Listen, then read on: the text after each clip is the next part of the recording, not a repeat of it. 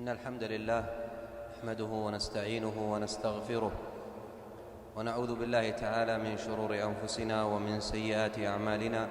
من يهده الله فلا مضل له ومن يضلل فلا هادي له، وأشهد أن لا إله إلا الله وحده لا شريك له، وأشهد أن محمدًا عبده ورسوله صلى الله عليه وعلى آله وأصحابه ومن تبعهم بإحسان إلى يوم الدين وسلم تسليمًا كثيرا. يا أيها الذين آمنوا اتقوا الله حق تقاته ولا تموتن إلا وأنتم مسلمون. يا أيها الذين آمنوا اتقوا الله وقولوا قولا سديدا يصلح لكم أعمالكم ويغفر لكم ذنوبكم، ومن يطع الله ورسوله فقد فاز فوزا عظيما. أما بعد، إخوة الإسلام، أقبل رجل إلى النبي صلى الله عليه وسلم ونفسه متشوقة وأذنه صاغية وفؤاده متطلع. أقبل يريد أن يسمع شيئا ينفعه الله به ويحفظ كلاما يصحح له مسار حياته. أقبل إلى المعلم الأعظم والمربي الأكبر، إلى من أوتي جوامع الكلم واختصر له الكلام اختصارا. أقبل يريد موعظة بليغة ووصية جامعة وكلمة نافعة، فناداه بأدب واحترام قائلا: أوصني يا رسول الله. قال: لا تغضب. استمع الرجل وهو لا يزال حانيا رأسه ومرخيا سمعه، يريد أن يسمع بقية الموعظة وتكملة الوصية، فإذا بالنبي صلى الله عليه وسلم يقف عندها ولا يزيد عليها. انتهت وصيته صلى الله عليه وسلم فقط: لا تغضب. وهو أحرص الناس على نفع الناس وأعلم الناس بما ينفع الناس، فيكرر الرجل طلبه مرة أخرى: يا رسول الله أوصني. قال: لا تغضب. فردد مرارا: قال: لا تغضب، لا تغضب، لا تغضب. إنها وصية موجزة وموعظة مختصرة، لكنها نافعة جامعة، وهي تدل عباد الله على أن الغضب يجمع الشر كله، وأن التحرز من الغضب يجمع الخير كله، وأنه أول أبواب الهلاك وعنوان الدمار. الغضب عباد الله خلق ذميم وداء قاتل وشيطان أخرس. الغضب نار في الفؤاد وجمرة في الجوف وشرارة في العين وتوتر في الأعصاب. آثاره أليمة ونتائجه عظيمة وعواقبه وخيمة. دمرت به أسر ومزقت به بيوت وقطعت به أرحام وأشعلت به فتن وقامت بسببه محن. رملت به نساء وأريقت به دماء. الغضب يغضب الرحمن ويفرق الإخوان ويجلب الندامة والأحزان، وهو مفتاح لأكثر البلايا وسبب لأعظم الرزايا. الغضب ريح تهب على سراج العقل فتطفئه، فيتصرف صاحبه كما يتصرف الصبيان أو كما يتصرف المجانين. وهو نار تشتعل في القلب فتحرقه، ومرض يستشري في البدن فيهلكه. وإن زيادة الأمراض في الناس اليوم هي أثر من آثار هذا الخلق الذميم. وقد امتدح الله سبحانه وتعالى عباده المؤمنين الذين يملكون أنفسهم عند الغضب فيعفون ويصفحون ويغفرون. قال الله جل وعلا: والذين يجتنبون كبائر الإثم والفواحش وإذا ما غضبوا هم يغفرون، وإذا ما غضبوا هم يغفرون. وقال الله جل وعلا في مدحهم: الذين ينفقون في السراء والضراء والكاظمين الغيظ والعافين عن الناس والله يحب المحسنين.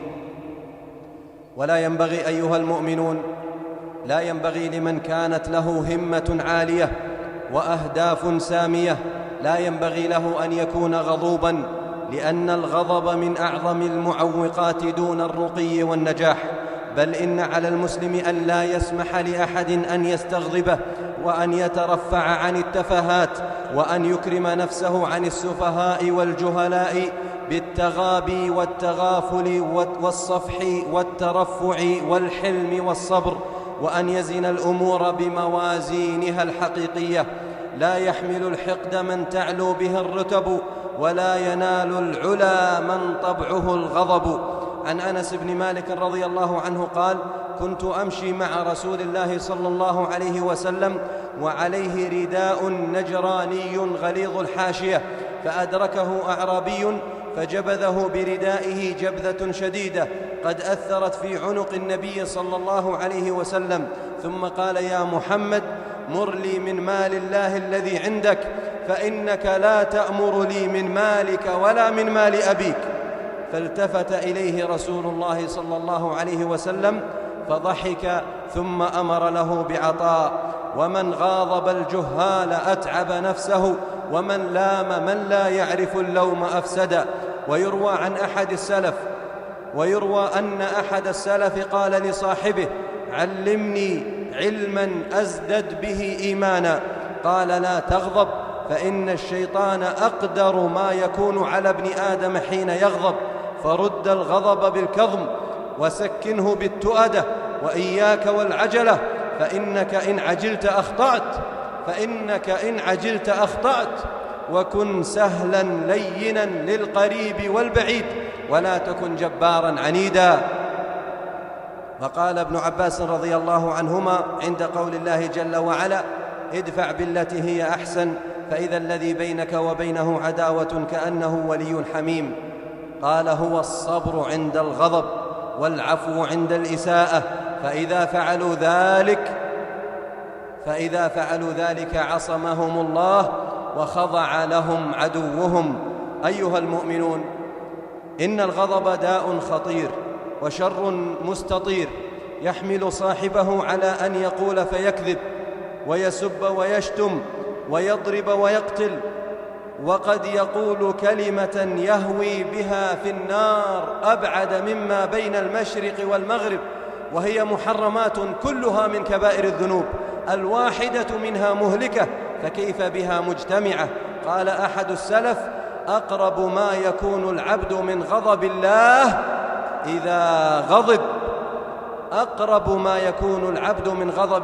إذا غضب. وقال أحد الحكماء لابنه: يا بني، لا يثبت العقل عند الغضب، كما لا تثبت روح الحي في التنور المسجور، وأعقل الناس أقلهم غضبا، ومن أطاع شهوته وغضبه قاده إلى النار. فالغضب أيها المسلمون، الغضب لا يحل مشكلة، ولا ينجز أمرا، ولا يأتي بنتيجة، وضرره أكثر من نفعه، وشره أكثر من خيره، بل لا نفع فيه ولا خير ولا مصلحة، وهو أعظم الداء وأعدى الأعداء. ولم أر فضلا تم إلا بشيمة، ولم أر عقلا صح إلا على الأدب، ولم أر في الأعداء حين اختبرتهم عدوا لعقل المرء أعدى من الغضب. أيها المسلمون، لقد حثنا نبينا صلى الله عليه وسلم على اجتناب الغضب، وجعل الأجر العظيم لمن يكظم غيظه احتسابا لما عند الله سبحانه. قال صلى الله عليه وسلم: من كتم غيظه وهو قادر على أن ينفذه دعاه الله يوم القيامة على رؤوس الأشهاد، على رؤوس الخلائق، حتى يخيره من الحور العين ما شاء. وقال أبو الدرداء رضي الله عنه: يا رسول الله، دلني على عمل يدخلني الجنة. قال: لا تغضب ولك الجنة. وقال عليه الصلاة والسلام: ما من جرعة أعظم أجرا عند الله من جرعة غيظ كظمها عبد ابتغاء وجه الله. اللهم حلنا بالأخلاق الفاضلة، وجنبنا الأخلاق الرديئة، وأعنا على الرفق في الأمور كلها، وأصلح لنا ديننا ودنيانا، وأصلح لنا فساد قلوبنا، إنك سميع الدعاء. أقول قولي هذا وأستغفر الله لي ولكم ولسائر المسلمين من كل ذنب وخطيئة، فاستغفروه إنه هو الغفور الرحيم.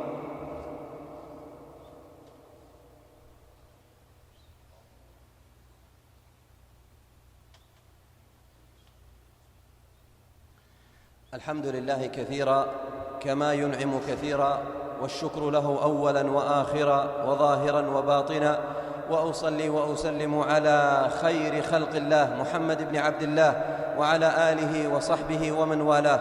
أما بعد أيها المسلمون، لما كان الغضب بهذه الخطورة وأنه قد يفسد على المرء دينه ودنياه ويقطع بينه وبين الناس، وجب على المسلم أن يعالجه بالعلاج الشرعي، وأن يدرب نفسه على التخلص منه، وأن يتعود على الأخلاق الفاضلة كالحلم والرفق والسماحة وسعة الصدر. وإن مما يعين على تسكين الغضب عباد الله أن يذكر الإنسان ربه عز وجل إذا غضب، وأن يتذكر قدرة الله عليه. قال الله جل وعلا: واذكر ربك إذا نسيت. قال بعض أهل التفسير: أي إذا غضبت. وإن مما يعين على تسكين الغضب يا عباد الله أن يذكر المسلم ما أعده الله جل وعلا لمن كظم غيظه، فإن الله جل وعلا أعد لمن يكظمون الغيظ ويكتمون الغضب أعد لهم ثوابا عظيما يوم القيامة. قال صلى الله عليه وسلم: من كتم غيظه وهو قادر على أن ينفذه دعاه الله يوم القيامة على رؤوس الخلائق حتى يخيره من الحور العين ما شاء. ومما يعين على تسكين الغضب السكوت عند الغضب، فلا يتكلم المسلم بكلمة، لا ينبغي له إذا استثير وغضب أن يتكلم، فإنه يقول كلاما سيندم عليه عما قريب.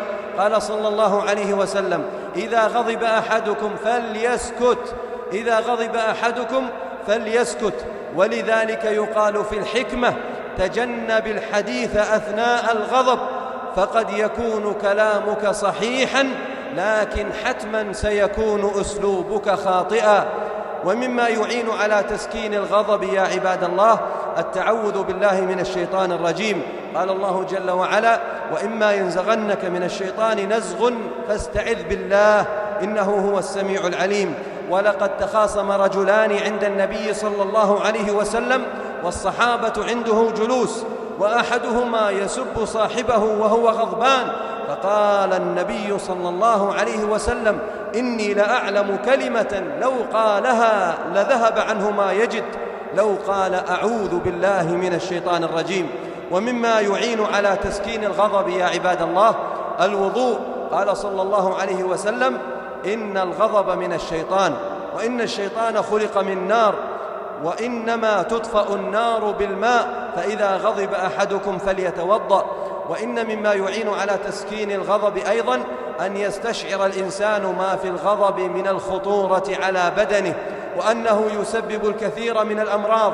قال بعض العلماء: إذا استسلم الإنسان لزوابع الغضب أصبح فريسة سهلة للقلق والأرق، أصبح فريسة سهلة للقلق والأرق وقرحة المعدة وتقلص القولون وما أشبهها من الأمراض المستعصية التي ليس لها علاج إلا بالمحبة والتفاؤل والتسامح وطيبة القلب.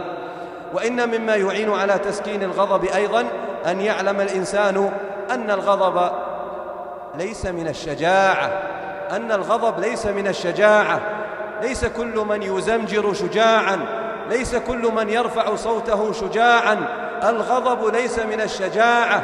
فإذا استشعر المسلم هذا سكن غضبه وهدأ روعه. قال صلى الله عليه وسلم: ليس الشديد بالسرعة، إنما الشديد الذي يملك نفسه عند الغضب.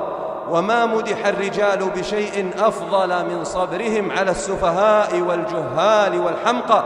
قال الإمام الشافعي رحمه الله: يخاطبني السفيه بكل قبح وأكره أن أكون له مجيبا، يزيد سفاهة وأزيد حلما، كعود زاده الإحراق طيبا. أسأل الله سبحانه وتعالى أن يجملنا وإياكم وأن يزيننا بزينة الإيمان وأن يجعلنا هداة مهتدين. اللهم اهدنا لأحسن الأخلاق لا يهدي لأحسنها إلا أنت، واصرف عنا سيئها لا يصرف عنا سيئها إلا أنت. اللهم إنا نسألك الجنة وما قرب إليها من قول وعمل، ونعوذ بك من النار وما قرب إليها من قول وعمل.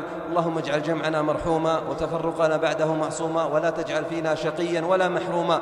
اللهم إنا نسألك العفو والعافية والمعافاة الدائمة في الدين والدنيا والآخرة. اللهم أصلح منا الباطن والظاهر. اللهم إنا نسألك العفو والعافية. اللهم إنا نسألك أن تقضي ديوننا، وأن تصلح فساد قلوبنا، وأن تستر عيوبنا يا ذا الجلال والإكرام. اللهم اغفر لنا آثامنا وكفر عنا سيئاتنا. اللهم اغفر لنا ذنوبنا يا حي يا قيوم. اللهم يا من لا تنفعه طاعة الطائعين ولا تضره معصية العاصين، أدخلنا الجنة برحمتك وأجرنا من النار برحمتك يا ذا الجلال والإكرام. اللهم إنا نعوذ بك من فتنة الدنيا. اللهم إنا نعوذ بك من فتنة الدنيا. اللهم إنا نعوذ بك من فتنة الدنيا. اللهم إنا نعوذ بك من المأثم والمغرم. اللهم ربنا آتنا في الدنيا حسنة وفي الآخرة حسنة وقنا عذاب النار يا ذا الجلال والإكرام. سبحان ربك رب العزة عما يصفون، وسلام على المرسلين، والحمد لله رب العالمين.